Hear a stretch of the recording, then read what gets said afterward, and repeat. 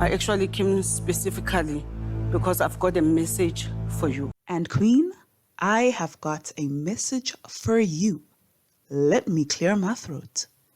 Just as promised in my previous video about Nonku, I am back to address her relationship with her mother and how her mom is an enabler to her bad behavior.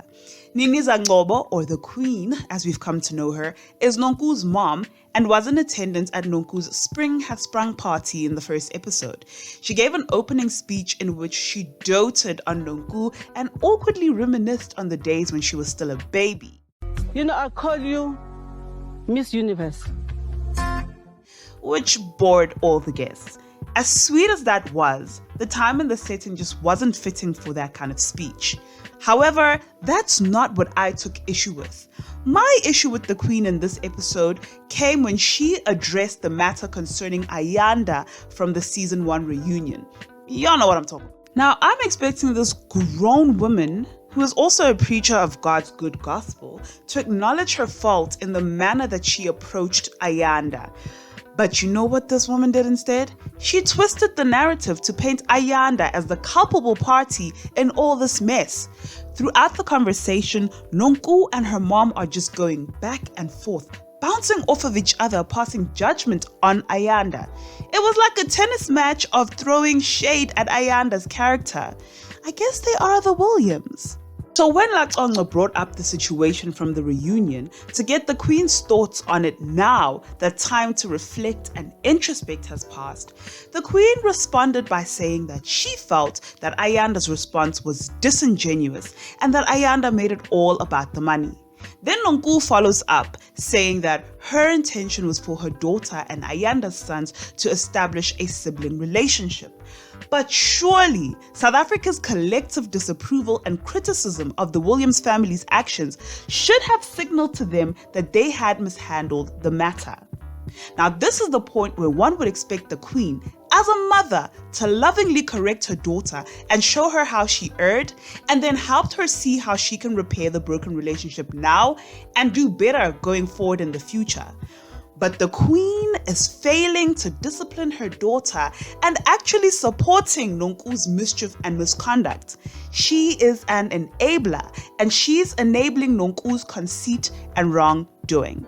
An enabler is defined as a person who encourages or enables negative or self-destructive behavior in another. The ways in which Nonku's mom enables her is by accepting and fueling her problematic behavior, as well as excusing and accommodating it.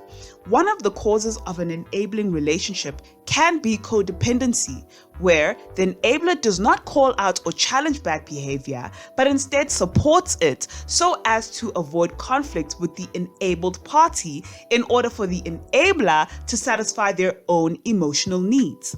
We actually get a slight hint of a possible codependency between Nonku's mom and herself in one of the snippets from the upcoming second episode, where Nonku confronts her mom for saying that her father is an evil man. Nonku, your father is an evil man. I did not take that well. This suggests to us that Nonku's mother and father probably do not have a good relationship, and oftentimes we do see mothers with unsupportive or unkind partners or co-parents using their children as emotional crutches, or as I call them, proxy spouses. This is just my theory from what I am seeing and hearing, but I'm not saying that it is the reality. Allegedly. So man, if you say with your full chest that Nonku's dad is evil, why would you stand in as a representative for him and co-sign him on national TV? Unless, perhaps, could it be that this entire damages drama is just the result of Nonku and her mom conspiring with one another to bring down Ayanda and her reputation? Let me stay hydrated and let the truth unravel itself as it always does. Nonku's mom is a church priest. We learned this last season. So mama, let me come to you, Christian to Christian. I love to see the Queen speaking and prophesying good things over her daughter. Biblically, parents have spiritual authority over the children given to them by God, and as such, they have the power to speak blessings over their offspring, and it's great to see this from Nonku's mom. However, the wisdom of the Bible also teaches parents to train up a child in the ways he should go, and when he is old, he will not depart from it. And also that a rod and a reprimand impart wisdom, but a child left undisciplined disgraces its mother. All of this to say that inasmuch as Nonku's mom has a parental role and duty to love her daughter, she also has the role and duty to correct and discipline her when she is behaving in a way that is out of line and wrong.